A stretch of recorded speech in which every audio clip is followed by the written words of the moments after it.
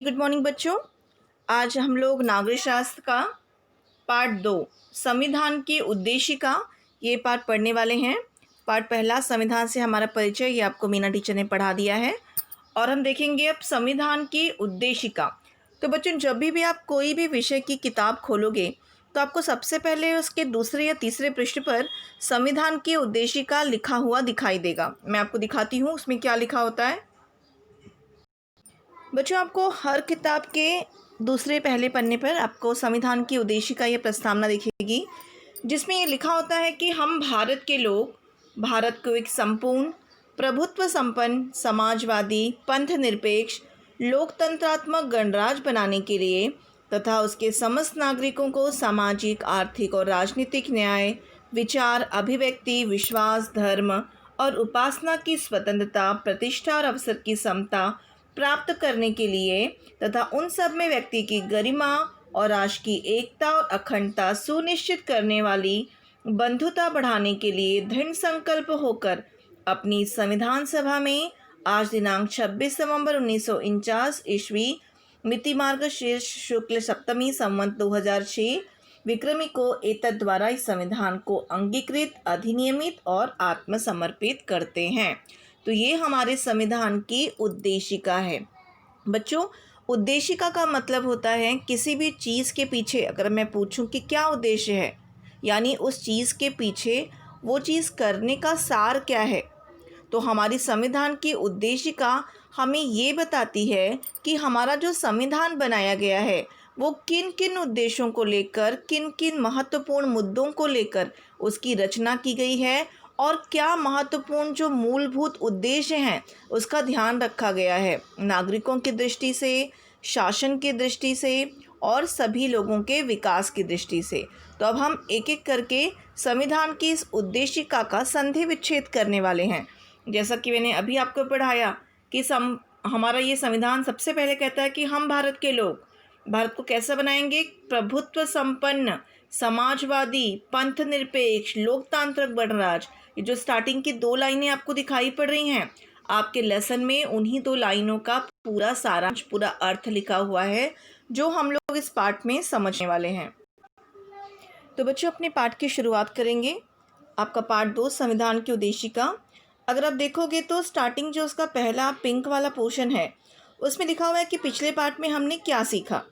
सो आपको थोड़ा सा पुनरावर्तन करेंगे आपका कि इसके पिछले पार्ट में हमने देखा था कि किस प्रकार संविधान कानून का एक महत्वपूर्ण दस्तावेज है जिसके आधार पर किसी भी देश का शासन हम चलाया जाता है। भारतीय संविधान का निर्माण संविधान सभा के द्वारा किया गया और संविधान सभा में कौन कौन से लोग थे वो भी आपको टीचर ने बताया होगा। आपको हमारे जनप्रतिनिधियों को संविधान के कानून के अनुसार देश का कार्य चलाना पड़ता है। ये हमने पिछले पार्ट में सीखा है। अब हमें इस पार्ट में देखना है कि किस प्रकार संविधान जो है वो हमारे देश का मौलिक और श्रेष्ठतम कानून है। ठीक है बच्चों, और किसी भी कानून को बनाने के पीछे उसके कुछ निश्चित उद्देश्य होते हैं और ये उद्देश्य निर्धारित किए जाने के बाद विस्तार से कानून के अन्य भागों को भी समाहित किया जाता है। तो बच्चों संविधान जो हमारा बना है, हमारे देश का जो संविधान है वो एकदम मौलिक और श्रेष्ठतम कानून है और इस कानून को बनाने के पीछे बहुत सारे उद्देश्य हैं और इन्हीं उद्देश्यों को हमें इस लेसन में पढ़ना है। तो ये उद्देश्य निर्धारित करने के बाद विस्तार में कानून को अन्य कानून अथवा प्रावधान बनाए जाते हैं।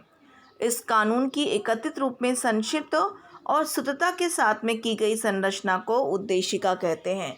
यानी किसी भी देश का संविधान बनाते वक्त कुछ विशिष्ट उद्देश्यों को लेकर उसकी रचना की जाती है, तो उन्हीं विशिष्ट उद्देश्यों को हम क्या कहते हैं, उद्देशिका कहते हैं। जिसे संक्षिप्त रूप में आपने कुछ देर पहले मैंने आपको दिखाया था उद्देशिका, जो आपके हर विषय की किताब के पृष्ठ पर लिखी हुई होती है। सो उद्देशिका क्या करती है, वो हमारे संविधान के उद्देश्यों का हमें परिचय कराती है। अब यहाँ देखो, करके देखो, संविधान की उद्देशिका पढ़ो, उसमें आए हुए शब्दों की सूची बनाओ। ये शब्द तुम अन्यत्र कहाँ पढ़ते हो। तो अभी जब ये लेसन पूरा हो जाएगा तो आपको क्या करना है, आपको कोई भी किताब खोलनी है टेक्स्ट बुक आपको, और उसमें ढूंढना है संविधान की उद्देशिका कहाँ लिखी हुई है। ठीक है बच्चों, और उसका फ़ोटो क्लिक करके मुझे भेजोगे आप ग्रुप में। अब हम देखेंगे संविधान की उद्देशिका। आपने पहले देखा कि उसमें लिखा था कि हम सभी भारत के नागरिक हैं और हम सभी को एक देश के रूप में क्या प्राप्त करना है, इसे ही हमारी उद्देशिका स्पष्ट करती है। उसमें उल्लेखित जो भी मूल्य हैं, लक्ष्य हैं, उद्देश्य हैं, विचार हैं, उन्हें कैसे प्राप्त करना है, इससे संबंधित कानून पूरे संविधान में स्पष्ट किया हुआ है। तो संविधान की उद्देशिका की शुरुआत होती है कि हम भारत के लोग शब्दों से होती है और इसमें भारतीयों को उस दृढ़ संकल्प का उल्लेख होता है जिसके अनुसार सभी भारतीय भारत को एक प्रभुत्व संपन्न, समाजवादी, पंथनिरपेक्ष, लोकतांत्रिक गणराज्य बनाने के लिए कटिबद्ध हैं। अब ये जो शब्द आपने पढ़े, प्रभुत्व संपन्न, समाजवादी, पंथनिरपेक्ष, लोकतांत्रिक गणराज्य, इन सभी अगर शब्दों का आपको अर्थ में समझाऊंगी, जब आपको इनका अर्थ समझ में आ जाएगा तो आपको ये भी समझ में आ जाएगा कि हमारा संविधान किन उद्देश्यों को लेकर बनाया गया है। तो पहले हम एक एक करके इन शब्दों को समझेंगे।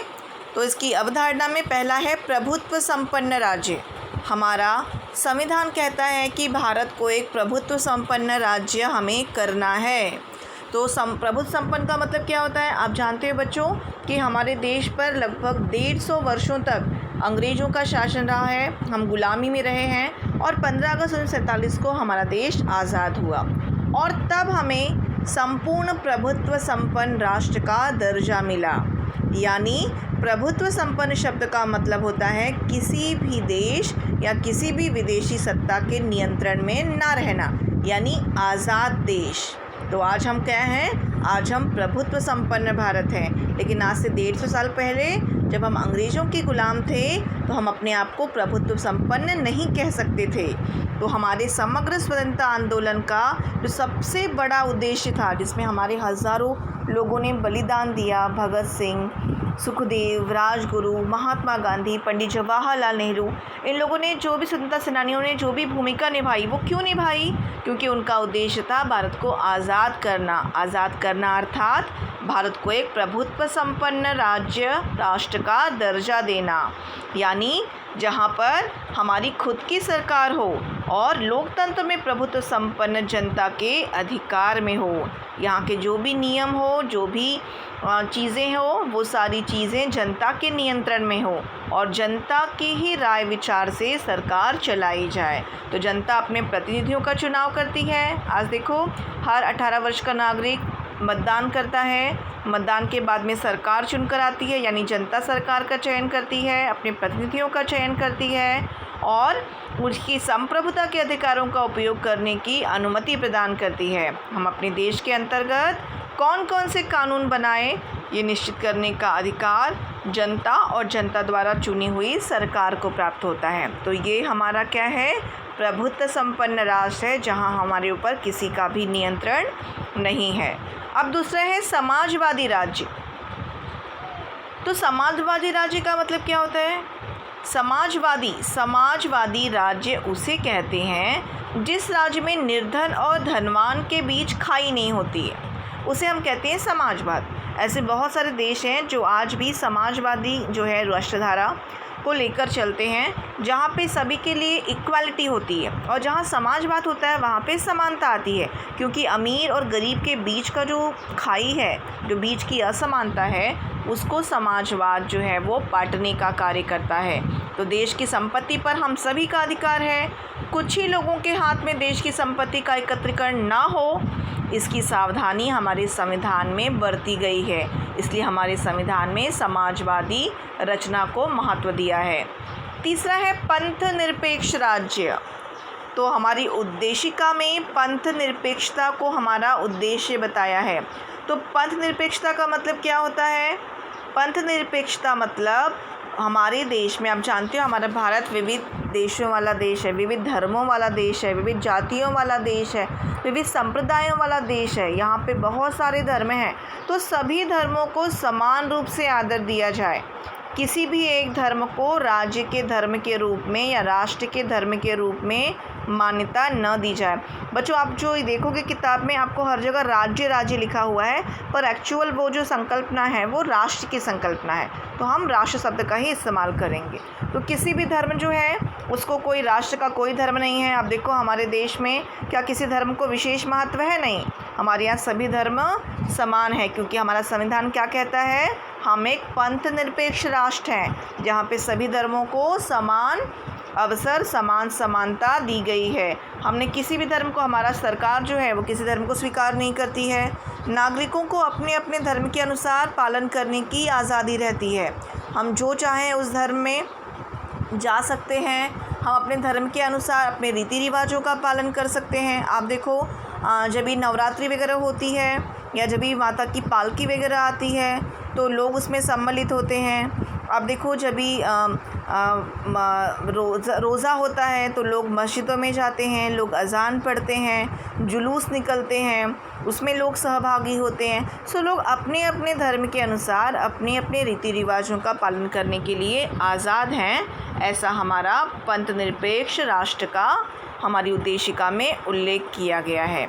ठीक है, तो मेरे को लगता है कि आपको समझ में आ गया रहेगा कि प्रभुत्व संपन्न मतलब क्या होता है, यानी कि बिना किसी के नियंत्रण के जो राष्ट्र हो वो समाजवादी राज्य, यानी जहाँ पे अमीर और गरीब के बीच में भेदभाव ना हो और जहाँ पर दोनों को समानता का अधिकार दिया गया हो, किसी एक का जो है वर्चस्व किसी समाज की संपत्ति पर ना हो। धर्मनिरपेक्ष राज्य का अर्थ है कि हमारा जो राष्ट्र है उसका कोई धर्म नहीं है, सभी धर्मों को समानता का आदर दिया गया है और हम जो चाहें उस धर्म में अपने आप को ढाल सकते हैं, वो धर्म स्वीकार कर सकते हैं और अपने धर्म के अनुसार आचरण भी कर सकते हैं। तो ये क्या है? हमारा धार्मिक स्वतंत्रता का अधिकार है, जिसे पंथ निरपेक्षता कहते हैं। सो आपको समझ में आ गया रहेगा ये अच्छे से। तो जो यहाँ पे देखो एक ऑरेंज कलर का बॉक्स बना हुआ है और क्या तुम जानते हो वो सेक्शन लिखा है उसके अंदर। सो आपको ये सारा भी अटेंड करना है, देखना है, किताब में पढ़ना है। पंथ निरपेक्षता के सिद्धांत को अपनाकर हमने समाज की बहुधार्मिकता को सुरक्षित रखने का प्रयास किया है। आपको पहले ही मैंने बताया हमारे देश में बहुधर्म हैं, बहुत सारे धर्म हैं। सो धर्मनिरपेक्षता, अगर हम पंथ निरपेक्षता को अपनाते हैं मतलब हमने सभी धर्मों को सुरक्षित रखा है। हमें संविधान द्वारा बहुत सारे अधिकार प्राप्त हैं, पर हम उसका मनमाना या असीमित उपयोग नहीं कर सकते हैं। ये बात धार्मिक स्वतंत्रता के बारे में भी लागू होती है। जब हमें कोई भी त्यौहार मनाते हैं, कोई पर्व मनाते हैं, तो हमें क्या ध्यान रखना है? सार्वजनिक स्वच्छता का, स्वास्थ्य का और पर्यावरण का विचार करना है। जैसे दिवाली, हम दिवाली बड़े ज़ोर शोर में मनाते हैं, बहुत सारे पटाखे फोड़ते हैं, हमारा अधिकार है दिवाली मनाने का, जश्न मनाने का, पटाखे फोड़ने का। लेकिन कहीं ना कहीं हमें ये भी याद रखना चाहिए कि दिवाली में फोड़े गए जो पटाखे हैं उससे हमारा वातावरण दूषित हो रहा है, बहुत ज़्यादा नॉइज़ पोल्यूशन हो रहा है। तो हमें अपने अधिकार, अपने पंथ निरपेक्षता के अधिकार का उपयोग करते वक्त क्या ध्यान रखना है? अपनी सार्वजनिक कर्तव्य का भी ध्यान रखना है। ठीक है बच्चों, अब हम देखेंगे लोकतांत्रिक राज्य। लोकतांत्रिक राज्य क्या होता है? तो बच्चों लोकतांत्रिक राज्य का मतलब क्या होता है? लोकतांत्रिक राज्य अर्थात लोकतंत्र में प्रशासन की सत्ता लोगों के हाथ में होती है, यानी हमारे हाथ में होती है। हमारी इच्छा के अनुसार सरकार निर्णय लेती है और अपनी नीतियाँ निर्धारित करती है। सभी का कल्याण साध्य करने हेतु सरकार को महत्वपूर्ण आर्थिक, सामाजिक निर्णय लेने पड़ते हैं और इस प्रकार के निर्णय प्रतिदिन सभी लोगों को इकट्ठे करके तो सरकार नहीं ले सकती है ना। अतः क्या होता है, हर 5 साल के बाद में देखो चुनाव होते हैं और इन चुनाव में जो मतदाता होते हैं वो अपना वोट देकर अपने प्रतिनिधि चुनते हैं। हम अपनी सरकार के लिए अपने प्रतिनिधि का चुनाव करते हैं और निर्वाचित प्रतिनिधि संविधान द्वारा निर्मित संसद, कार्यपालिका इसमें प्रवेश करते हैं और संविधान में उल्लेखित प्रक्रिया द्वारा संपूर्ण जनता के लिए निर्णय लिया जाता है। तो जो ये चुनाव होते हैं उन चुनावों के द्वारा हम अपनी सरकार चुनते हैं। वो सरकार जो होती है वो हमारी तरफ से बहुत सारे निर्णय लेती है, बहुत सारे कार्य करती है और 5 वर्षों तक वो हमारी सेवा करती है। और अगर हमें लगता है इन 5 सालों में सरकार ने बराबर कार्य नहीं किया है तो हम क्या करते हैं, जब अगला चुनाव आता है तो हम अपने प्रतिनिधि चेंज कर देते हैं, बदली कर देते हैं। तो ये हमारा क्या है, इसे हम कहते हैं हमारा लोकतांत्रिक राज्य। ठीक है बच्चों। ये आपको समझ में आ गया रहेगा कि हमारा लोकतांत्रिक राज्य अर्थात क्या। अब देखेंगे गणराज्य। आप देखो, आप सभी कहते हो कि 26 जनवरी को हम गणतंत्र दिवस मनाते हैं, पर बहुत सारे बच्चों को पता नहीं होता कि गणतंत्र का मतलब क्या होता है।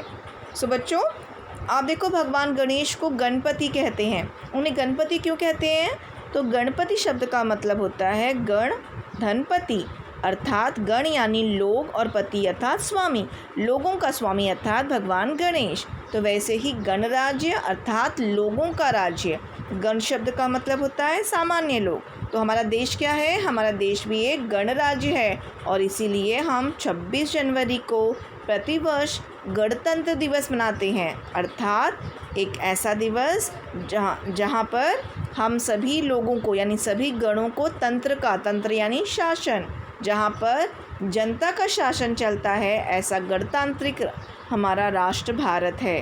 तो इसीलिए हम 26 जनवरी को गणतंत्र दिवस मनाते हैं, क्योंकि इसी दिन हमारा संविधान जो है वो लागू हुआ था। ये बात आप अच्छी तरह जानते हो। और हमारे संविधान में गणतंत्र को बहुत महत्व दिया हुआ है, क्योंकि हम एक गणराष्ट्र जो है रहते हैं।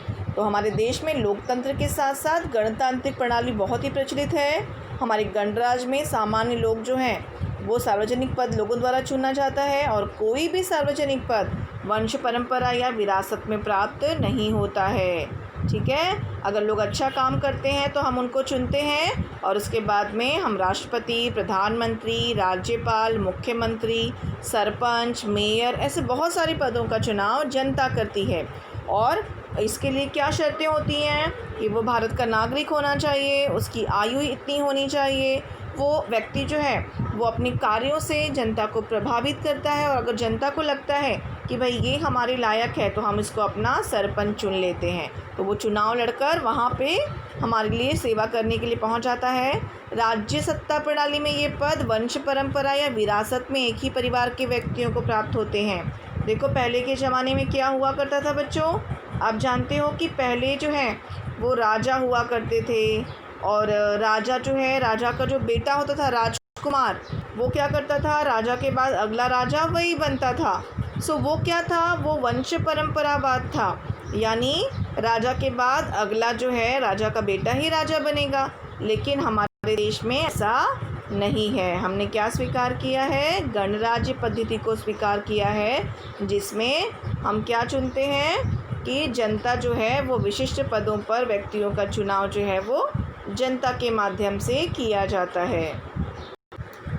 बच्चों, आपको ये अच्छी तरह समझना है कि ये सारे पद जो है वो जनता चुनती है और विशिष्ट आयु वाला व्यक्ति या भारतीय नागरिक जो है वो चुनाव लड़कर इस पद को प्राप्त करता है। तो ये सब हमें जो है वो राज्य परंपरा या वंश परंपरा से प्राप्त नहीं होते हैं। ठीक है, ये किसे प्राप्त होता है?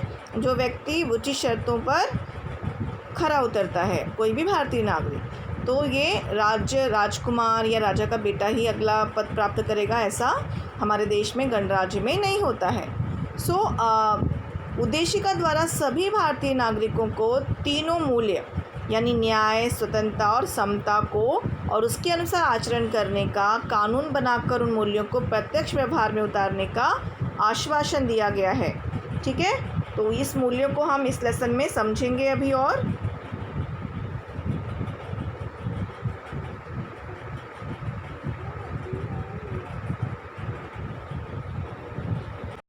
तो बच्चों, ये तीनों मूल्य कौन से हैं? जो जैसे कि न्याय, स्वतंत्रता और समता, और उनके अनुसार हमें आचरण करना है, कानून बनाकर मूल्यों को प्रत्यक्ष व्यवहार में उतारने का आश्वासन हमारे गणराज्य में दिया है। तो हमें इन तीन मूल्यों को पहले ही समझना है जो हमारी उद्देशिका में निहित है। पहला है न्याय। न्याय का अर्थ है होने वाले अन्याय को दूर करके सभी को उसकी प्रगति हेतु अवसर प्रदान करना, यानी हमारे देश में किसी भी प्रकार का अन्याय ना हो, सभी का कल्याण हो और इसी दृष्टि से उपायों की योजना करना ही न्याय को प्रस्थापित करना है। हमारी उद्देशिका में इसीलिए न्याय के 3 भेद बताए हैं। ठीक है बच्चों, वो भेद कौन से हैं? पहला है सामाजिक न्याय, यानी अगर व्यक्ति और व्यक्ति यानी परस्पर इंडिविजुअल व्यक्ति के बीच में किसी भी जाति को लेकर, धर्म को लेकर, वो कौन से वंश का है, कौन सी भाषा का है, प्रदेश का है, कौन से जन्म स्थान का है, लिंग को लेकर भेदभाव नहीं किया जाएगा और सभी को समान समझा जाएगा। तो ये हमारा सामाजिक था। दूसरा हमारा है आर्थिक न्याय, यानी भूख, भूखमरी, कुपोषण जैसी बातें, गरीबी, निर्धनता, इसके कारण इनका जन्म होता है। और निर्धनता यानी गरीबी को दूर करने के लिए सभी व्यक्ति अपने परिवार का भरण पोषण कर पाएँ, सभी के पास में कोई ना कोई नौकरी हो, रोजगार का साधन हो, ऐसा सबका अधिकार है। इसलिए हमारे संविधान में हर नागरिक को ये अधिकार बिना किसी भेदभाव के प्रदान किया गया है, यानी सभी को नौकरी का और रोजगार प्राप्त करने का अधिकार है। वो हमारा आर्थिक अधिकार है, आर्थिक न्याय है। फिर है राजनीतिक न्याय। देश का शासन चलाने में सभी को प्रतिभागी होने का अवसर मिलना चाहिए, इसलिए हमने वयस्क मतदान प्रणाली को स्वीकार किया है, जिसके अनुसार हर 18 वर्ष की आयु पूर्ण करने वाला भारतीय नागरिक वोट देने का उसको अधिकार प्राप्त है, चुनाव लड़ने का अधिकार प्राप्त है। ये है हमारा राजनीतिक न्याय। फिर है स्वतंत्रता। बच्चों, हम पर अन्यायकारी और अनुचित प्रतिबंध न होना और हमारी क्षमताओं का विकास होने हेतु पोषक वातावरण का होना स्वतंत्रता की व्याख्या है। तो स्वतंत्रता शब्द का मतलब क्या होता है बच्चों? आप जानते हो कि हमने बहुत साल अंग्रेज़ों की गुलामी की है, और जब कोई किसी का गुलाम होता है तो ना वो विचारों की अभिव्यक्ति कर सकता है, ना वो अपनी क्षमताओं का प्रदर्शन कर सकता है। और इसीलिए प्रत्येक व्यक्ति को वो जितना कैपेबल है, जितना उसके अंदर क्षमता है, गुण है, उसको वो विकसित कर सके, इसके लिए पोषक वातावरण होना ही स्वतंत्रता की परिभाषा हमारी उद्देशिका में दी हुई है। लोकतंत्र में स्वतंत्रता के लिए, स्वतंत्रता के होने से ही लोकतंत्र दृढ़ होगा और परिपक्व बनेगा, यानी दृढ़ बनेगा। तो इसीलिए हमें विचारों की स्वतंत्रता है, हम कोई भी विचार अभिव्यक्त कर सकते हैं। प्रत्येक नागरिक अपनी राय के अनुसार कोई भी विचार व्यक्त कर सकता है। विचारों के आदान प्रदान द्वारा पारस्परिक जो सहयोग की भावना होती है, एकता की भावना होती है, उसमें वृद्धि होती है। और साथ ही किसी भी समस्या के बहुत सारे पहलू हमारे ध्यान में आ जाते हैं। साथ ही व्यक्ति की श्रद्धा, हम किस देवता को मानते हैं, हमारी मान्यता क्या है, पूजा उपासना, उसकी भी हमें आज़ादी है। धार्मिक स्वतंत्रता है, हमें प्रत्येक नागरिक को अपने धर्म के अनुसार, अपनी पसंद के अनुसार, धर्म की सीख के अनुसार आचरण करने की आज़ादी है। और इस स्वतंत्रता में हमें अपना पर्व मनाना, अपने त्यौहार मनाना, अपने ईश्वर की भक्ति करना, अपने धर्म का उचित रूप से पालन करना जैसी बहुत सारी पूजा अर्चना की स्वतंत्रता निहित है। ये हमारी स्वतंत्रता है। ओके, तो बच्चों आपको समझ में आ गया रहेगा। तो ये हमने क्या पढ़े, हमारी न्याय की हमने 3 कैटेगरीज देखी। ये देखो, हमने न्याय में क्या क्या देखा, 3 प्रकार के न्याय देखे हमने। सामाजिक न्याय, ठीक है, यानी व्यक्ति व्यक्ति के बीच में किसी प्रकार का भेदभाव नहीं होगा, वो हमारा सामाजिक न्याय। फिर हमने देखा कि आर्थिक न्याय, यानी जो लोग हैं सभी को रोज़गार मिले, कोई भी गरीब ना हो, भूखमरी का शिकार ना हो, वो हमारा आर्थिक न्याय था। फिर हमने देखा राजनीतिक न्याय, जिसमें सभी व्यक्ति को वोट देने का अधिकार है, और वोट यानी जो है वो चुनाव लड़ने का भी अधिकार है, ये हमारा राजनीतिक न्याय है। अब हम देख रहे हैं स्वतंत्रता। स्वतंत्रता क्या होती है, इसकी परिभाषा मैंने आपको बताई कि हम पर अन्यायकारी और अनुचित प्रतिबंध ना हो और हमें अपनी क्षमताओं का विकास करने के लिए पोषक वातावरण मिले, ये हमारी स्वतंत्रता है जो हमें प्रदान की हुई है हमारे संविधान की उद्देशिका में। ठीक है बच्चों, तो हमें विचारों की अभिव्यक्ति की स्वतंत्रता है, हम अपना विचार व्यक्त कर सकते हैं, साथ साथ में हम और क्या कर सकते हैं, और जब हम अपने विचार व्यक्त करेंगे तो उससे क्या होगा, पारस्परिक सहयोग और एकता की भावना में वृद्धि होगी। हमें अपनी श्रद्धा के अनुसार, मान्यता के अनुसार हम पूजा उपासना कर सकते हैं, ये हमारी धार्मिक स्वतंत्रता है। हम अपने धर्म के अनुसार, धर्म की सीख के अनुसार कोई भी आचरण कर सकते हैं। अपने पसंदीदा धर्म की सीख का हमें आचरण करने का अधिकार है, और हमें अपने त्यौहार मनाने का, ईश्वर की भक्ति करने का, पूजा अर्चना करने का, उपासना करने की भी आज़ादी हमारी स्वतंत्रता के अधिकार के तहत दी हुई है। अगला हम देखेंगे बच्चों समता। समता क्या है, उद्देशिका में समता शब्द आया हुआ है, तो समता जो है उसके अनुसार समानता, सभी को समानता का आश्वासन दिया हुआ है। इस सिद्धांत के अनुसार सभी समान हैं, जात को लेके, धर्म को लेके, वंश को लेके, लड़की लड़का, लिंग को लेकर या जन्म स्थान को लेकर किसी के बीच में भेदभाव नहीं किया जाएगा। ऊंच नीच, छोटा बड़ा, शेष अशेष ऐसा भेदभाव ना करना है और यही हमारी समता है। हमारी उद्देशिका यही कहती है कि सभी को समानता का अवसर प्रदान किया जाए और अपनी उन्नति के अवसर सभी को प्राप्त हों और ये उपलब्ध करवाते समय किसी भी प्रकार का भेदभाव न किया जाए। तो संविधान की उद्देशिका में एक अनूठे आदर्श अथवा सिद्धांत का उल्लेख मिलता है। वो आदर्श अथवा सिद्धांत से तात्पर्य बंधुता का निर्माण करने का उद्देश्य और व्यक्ति की गरिमा बनाए रखने का आश्वासन है।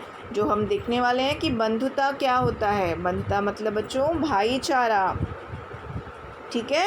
सो बंधुता क्या है, हमारे संविधानकर्ता ये अनुभव करते थे कि सिर्फ न्याय मिलना, स्वतंत्रता मिलना और समता के सिद्धांत मिलने से ही क्या होगा, हमारी उद्देशिका सफल नहीं हो पाएगी। हमारी उद्देशिका के लिए क्या आवश्यक है बच्चों, कि हमारे अंदर बंधुता का भाव हो। और ये बंधुता का भाव कैसे आएगा, वो हम बंधुता को सीखेंगे और जानेंगे।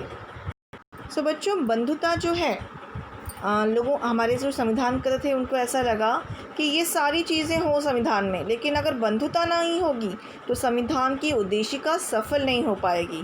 जब तक लोगों में भाईचारा नहीं होगा तब तक बंधुता का निर्माण नहीं होगा और तब इन कानूनों का उचित रूप से उपयोग भी नहीं हो पाएगा। और इसीलिए बंधुता निर्माण करने के उद्देश्य को उद्देशिका में समाविष्ट किया गया।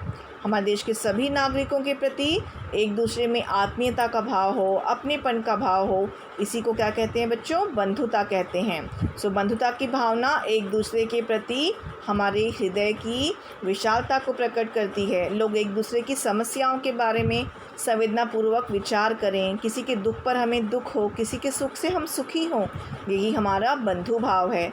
बंधु भाव और व्यक्ति की गरिमा के बीच निकट का संबंध होता है। गरिमा यानी कि हमें मनुष्य के रूप में गरिमा प्राप्त है और उसकी गरिमा उसकी जाति, धर्म, वंश, लिंग, भाषा पर निश्चित नहीं होती है। सबसे पहले क्या आता है, मनुष्यता आती है। जिस प्रकार हमें ये लगता है कि दूसरे हमारे साथ सम्मान का व्यवहार करें तो हमें भी दूसरों के साथ में वैसा ही सम्मान का व्यवहार करना चाहिए। हर किसी को सम्मान अच्छा लगता है। हमें कोई गाली दे, हमारा अपमान करे तो ये हमें बिल्कुल अच्छा नहीं लगता है। तो हम किसी को सम्मान देंगे तो ही हमें सम्मान मिलेगा और तभी अपने आप व्यक्ति की गरिमा का निर्माण होगा।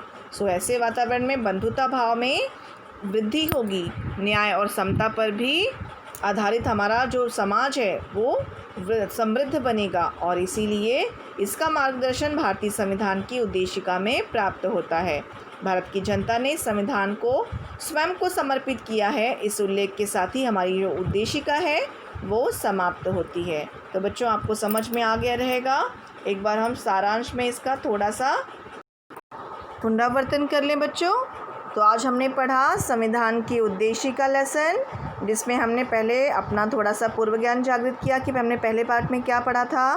फिर हमने देखा कि हमारी जो उद्देशिका है वो हमें हर किताब के पन्ने पर दिखाई पड़ती है और हमारी उद्देशिका के जो शब्द हैं उन शब्दों के आधार पे कि हम भारत के लोग भारत को एक प्रभुत्व संपन्न, समाजवादी, निरपेक्ष, धर्मनिरपेक्ष, लोकतांत्रिक गणराज्य बनाने के लिए कटिबद्ध हैं। हमने इन शब्दों का अर्थ समझा। प्रभुत्व संपन्न का मतलब क्या होता है वो हमने सीखा। प्रभुत्व संपन्न अर्थात किसी के नियंत्रण में ना होना। समाजवादी अर्थात अमीर और गरीब के बीच का भेदभाव खत्म करके सभी को समानता का व्यवहार करना। पंथ निरपेक्ष यानी सभी को समान रूप से धार्मिक आज़ादी, सभी धर्म समान हैं, ऐसा हमारी पंथ निरपेक्षता कहती है। उसके बाद हमने देखा क्या तुम जानते हो, ऑरेंज कलर का सेशन हमने पढ़ा कि पंथ निरपेक्षता में भी हमसे ये अपेक्षा की जाती है कि हम केवल जो है पर्व मनाएं, लेकिन वो हमारे सार्वजनिक स्वास्थ्य और स्वच्छता का ध्यान रखें। फिर हमें देखा कि लोकतांत्रिक राज्य क्या होता है। सो लोकतांत्रिक राज्य अर्थात जहाँ पे लोकतंत्र, जहाँ पे लोगों का शासन होता है। फिर हमने देखा गणराज्य का मतलब क्या होता है। गणराज्य अर्थात जहाँ पर लोगों द्वारा पद चुने जाते हैं और जहाँ पे कोई भी राज्य वंश परंपरा नहीं होती है और जनता ही महत्वपूर्ण पदों का चुनाव करती है। फिर हमने देखा कि हमारी उद्देशिका में 3 मूल्य न्याय, स्वतंत्रता और समता को हमने देखा। इन 3 मूल्य में बच्चों, तो आपको याद रखना है कि हमारे संविधान के 3 मूल्य हैं, ठीक है। न्याय, स्वतंत्रता और समता।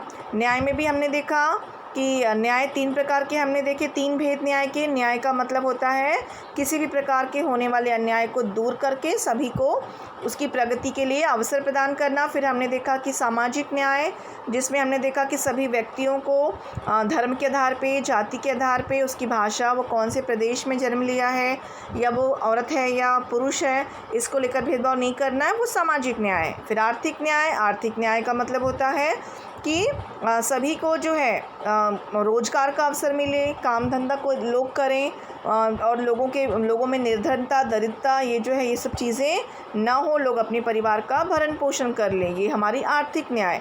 फिर हमने देखा राजनीतिक न्याय। राजनीतिक न्याय में क्या देखा हमने कि देश का शासन चलाने के लिए सभी को प्रतिभागी हो सकते हैं, सब लोग 18 वर्ष के सभी व्यक्ति जो हैं वो क्या कर सकते हैं, चुनाव कर सकते हैं, हम चुनाव लड़ सकते हैं, वो हमने देखा।